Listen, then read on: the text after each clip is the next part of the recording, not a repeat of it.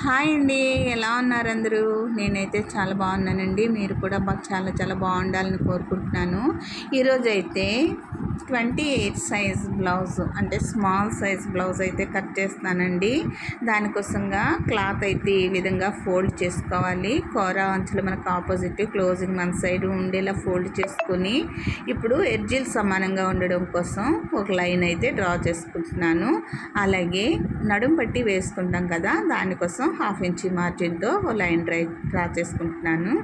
ఇప్పుడు మనం బ్లౌజు వేసుకుని పొడవు కొలుసుకోవాలండి.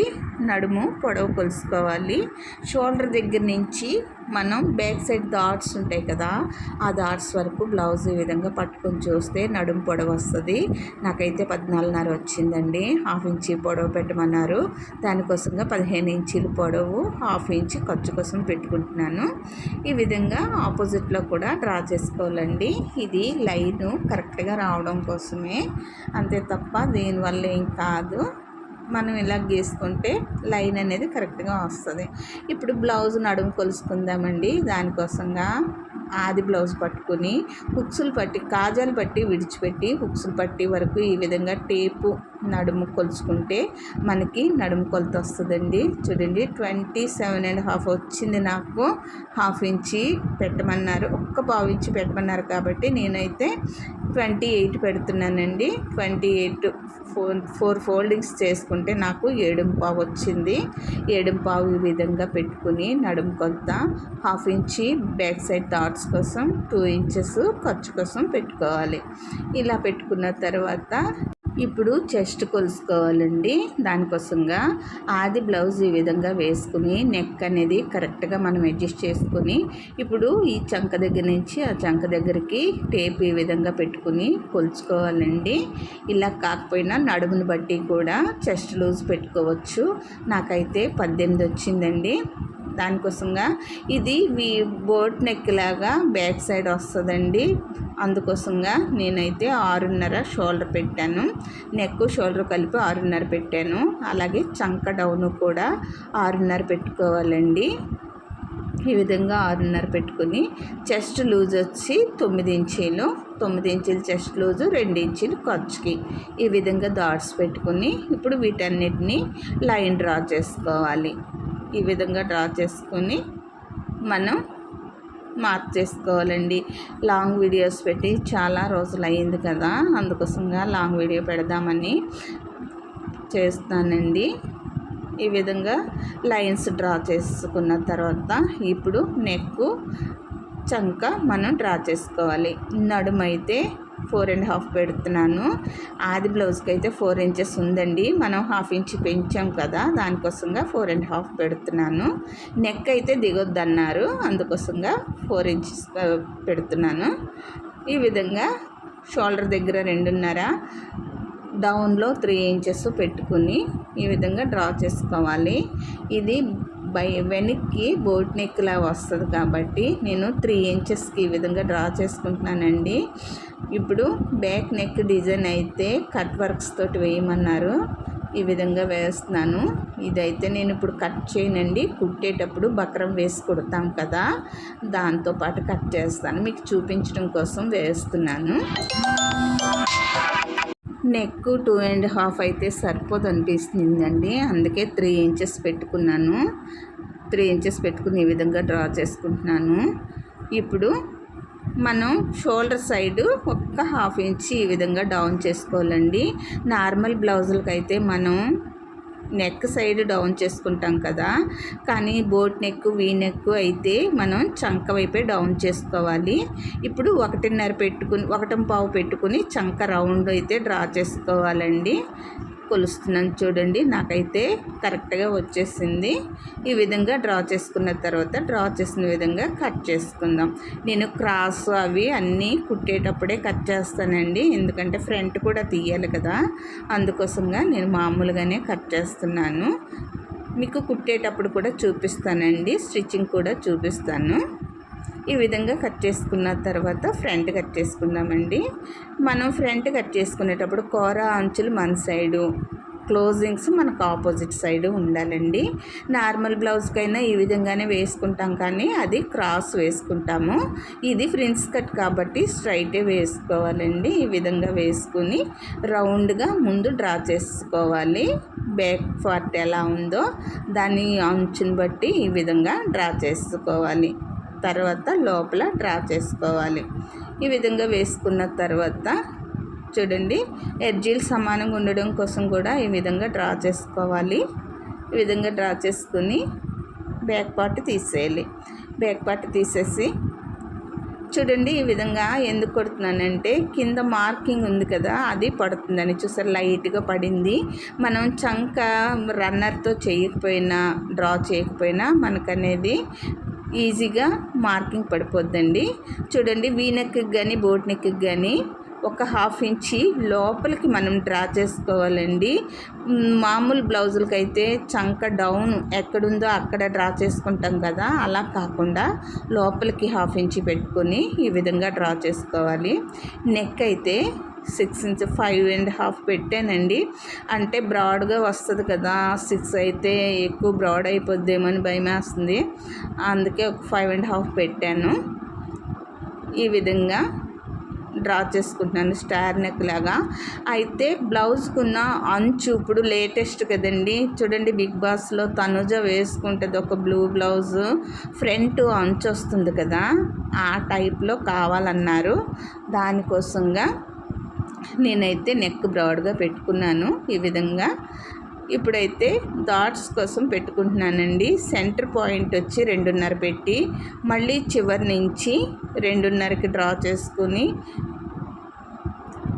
పాయింట్ విడ్త్ వచ్చి 2.5 పెట్టుకున్నానండి. మరలా షోల్డర్ దగ్గర నుంచి 10.5కి ఒక మార్క్ డ్రా చేసుకుని ఈ విధంగా క్రాస్ అనేది వేసుకున్నాను. ఇది మెయిన్ డాట్ అండి. ఈ మెయిన్ డాట్ పొడవు షోల్డర్ దగ్గర నుంచి మనకు 10.5 ఉంటే సరిపోతుందండి. పొడవు ఎక్కువ ఉన్న వాళ్ళు అయితే 11 పెట్టుకుంటే సరిపోతుంది. ఇప్పుడు చూడండి, షోల్డర్ దగ్గర నుంచి నేను హుక్స్లు పట్టీ దగ్గర నుంచి 1.5 ఇంచుకి ఈ విధంగా డ్రా చేసుకుని అక్కడి నుంచి కొలుచుకుంటే మనకి 7.5 రావాలి కదా, డాట్ తీసేసి 7.5 వచ్చేలా మార్కింగ్ వేసుకుని ఈ విధంగా కట్ చేసుకోవాలి. మార్క్ వేసిన విధంగా కట్ చేస్తున్నాను చూడండి. బ్లౌజ్ మనం కట్ చేసేటప్పుడే పర్ఫెక్ట్ మెజర్మెంట్స్ వచ్చిందంటే స్టిచ్చింగ్ చాలా నీట్గా వస్తుంది ఫ్రెండ్స్. కటింగ్ కానీ పోయిందంటే స్టిచ్చింగ్ కూడా పాడైపోద్ది. అందుకే కటింగ్ అనేది మెయిన్ కదా బ్లౌజ్కి. దానికోసంగా చూడండి, ఇప్పుడు నేను సైడ్ని అయితే ఒక 8 ఇంచులకి ఈ విధంగా మార్క్ చేసుకొని క్రాస్గా లైన్ ఇచ్చుకున్నానండి. ఎందుకంటే షేపు మనకి కరెక్ట్గా రావాలంటే ఈ విధంగా క్రాస్ తీసుకోవాలి. అదే నార్మల్ బ్లౌజులకి అయితే షేప్ వేస్తాం కాబట్టి ఒక 1/4 ఇంచి తీసుకుంటాం అంతే. చూడండి, ఈ విధంగా షోల్డర్ దగ్గర కూడా క్రాస్ తీసుకోవాలి కదా. ఇలా క్రాస్ తీసుకుని ఇప్పుడు మార్క్ చేసుకుని కట్ చేసుకుందాము. ఈ విధంగా కట్ చేసుకోవాలి. ఇది ఫ్రిన్స్ కట్ కదా, సెంటర్లో కూడా కటింగ్ చేసేస్తున్నానండి. చాలామంది ఇప్పుడు చాలా ఈజీగా కుట్టేస్తున్నారు కదండి. అంత టైలరింగ్ పట్టి నేర్చుకునే అంత ఏం లేదు, ఇలా చూసి అలా నేర్చేసుకుంటున్నారు. అలాంటి వాళ్ళ కోసం కాదు, కానీ కొత్తగా నేర్చుకునే వాళ్ళు ఉంటారు కదా, వాళ్ళ కోసం అండి. ఇదైతే చూడండి, బ్లౌజ్ హ్యాండ్స్ కోసం అయితే ఈ విధంగా 4 ఫోల్డ్స్ వేసుకోవాలి. ఓపెన్స్ మనకు ఆపోజిట్, క్లోజింగ్ మన సైడ్ ఉండేలా ఫోల్డ్ చేసుకుని ఎడ్జీలు సమానంగా ఉండడం కోసం లైన్ డ్రా చేసుకోవాలి. ఇప్పుడు బ్లౌజ్ పొడవు తీసుకోవాలండి. ఇది ఎల్బో హ్యాండ్ కాబట్టి అది కూడా ఎక్కువ వద్దన్నారు, 10.5 మాత్రమే పెట్టమన్నారు. నేను ఖర్చులతోటి 11 పెట్టానండి. అలా పెట్టేసి ఈ విధంగా డ్రా చేసుకోవాలి. ఇప్పుడు డ్రా చేసుకున్న విధంగా చూడండి, మనం మార్క్ చేసుకోవాలి. 3 ఇంచులు డౌన్ పెడుతున్నానండి చంక. మనం లైనింగ్ అది కుట్టుకునేటప్పటికి మనకి ఎక్కువ వస్తుంది. అప్పుడు 3.5కి డ్రా చేసుకుని కట్ చేసుకోవాలి. క్లాత్ అనేది కరెక్ట్గా ఉంటే పర్వాలేదు, లేకపోతే అడ్జస్ట్ చేసుకోవాలి కదా. అందుకోసంగా నేనైతే ఈ విధంగా డ్రా చేస్తాను.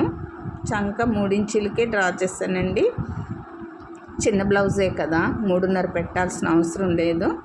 అందుకు చూడండి, హ్యాండ్ లూజ్ డ్రా చేసేటప్పుడు ఈ విధంగా చిన్నగా లోతు వచ్చేలా హ్యాండ్ షేప్ ఎలా వచ్చిందో చూస్తారు కదా, అలా డ్రా చేసుకోవాలండి. ఎల్బో హ్యాండ్కి మాత్రమే. ఇప్పుడు డ్రా చేసిన విధంగా కట్ చేసేస్తున్నాను. తర్వాత మెయిన్ ఫ్యాబ్రిక్ కట్ చేసుకుందాము. స్టిచ్చింగ్ కూడా పెడతానండి. ఇది కలంకారీ శారీ అన్నమాట. అంటే శారీ అంతా బ్లాక్ అండి, బ్లౌజ్ మాత్రమే మెరూన్ వచ్చింది అంచుతోటి. చాలా బాగుందిలేండి. అయితే బ్లాక్ ఏదైనా పైపింగ్ వేసి కుడదామని అనుకున్నాను, కానీ తను వద్దన్నారు. ఇలాగా ప్లెయినే కుట్టమన్నారు. కాకపోతే ఫ్రంట్ మాత్రం ఆ డిజైన్ పెట్టమన్నారు. అందుకోసంగా హ్యాండ్స్ అయితే తీసేసానండి. ఇప్పుడు ఫ్రంట్ కట్ చేసుకుందాము. ఫ్రంట్ కట్ చేసుకోవడానికి కొంచెం ఇబ్బంది పడాల్సి వస్తుంది. అంటే నార్మల్గా వేసేద్దును, కానీ క్లాత్ కొంచెం దీనిగా ఉంది కదా అని చెప్పి నడుముకి గట్ట అడ్జస్ట్ అవ్వద్దని చెప్పి ఈ విధంగా ఫోల్డ్ చేశాను. ఇప్పుడు బ్యాక్ పార్ట్ పెట్టేసి ఈ విధంగా కట్ చేసుకోవాలి. రౌండ్గాని ఒక్క అరెంచి ఖర్చు ఉండేటట్టు ఎక్స్ట్రా మెయిన్ ఫ్యాబ్రిక్ కట్ చేసుకోవాలండి. ఇప్పుడు ఫ్రంట్ పార్ట్ అయితే అడ్జస్ట్ చేసుకుంటున్నాను. చూడండి, అడ్జస్ట్ చేసి కట్ చేస్తున్నాను. ఇది కొంచెం మడత నేను హ్యాండ్స్ తీసిన వైపు వేద్దామంటే వెనకాల ఏమవుతుందంటే నెక్ కొంచెం సారీ లైన్స్ తేడా వచ్చాయంటే క్రాస్గా వచ్చినట్టు వస్తుంది కదండి. అందుకోసంగా నేనైతే మాత్రం ఏ విధంగా లైన్స్ ఉంటే ఆ విధంగానే వేద్దామనేసి నేను ఇలా చేస్తాను. లేదంటే హ్యాండ్స్ కట్ చేసిన దగ్గరే బాడీ వేసి కట్ చేయొచ్చు. అలా కట్ చేస్తే నెక్ అనేది కొంచెం వంకరగా ఒక సైడ్కి వచ్చినట్లుగా వస్తుంది అనమాట. సారీ లైన్ మనం పోగు తీస్తే స్ట్రైట్గా ఏ వైపు వస్తుందో మనకు తెలుసు కదా, ఆ విధంగా వచ్చిన వైపు వేస్తేనే నెక్ అనేది పర్ఫెక్ట్గా ఉంటుంది. ఈ టిప్ ఒకటి మీరు గమనించండి. ఎందుకంటే చాలామంది హ్యాండ్స్ తీసిన దగ్గరే లైనింగ్ వేసేసి కట్ చేసేస్తూ ఉంటారు. ఒక డిజైన్స్ వచ్చిన వాటికి తప్ప ప్లెయిన్ వాటికి నేనైతే ఈ విధంగానే కట్ చేస్తానండి. అప్పుడే నెక్ రౌండ్గా వస్తుంది. ఇప్పుడైతే ఫ్రంట్ కూడా కట్ చేసుకున్నాం కదా. చూడండి, అంచు ఏ విధంగా వేయమన్నారో మీకు చూపిస్తాను. దానికోసంగా ఇన్ని పాటలు పడాల్సి వచ్చింది. ఇప్పుడైతే ఫ్రంట్ ఈ విధంగా వేసుకుని నెక్ దగ్గర నుంచి అనమాట, నెక్ దగ్గర నుంచి మనకి ప్రిన్సెస్ కట్ వరకు వస్తుంది. మీకు స్టిచ్చింగ్ కూడా పెడతాను ఫ్రెండ్స్. Thanks for watching.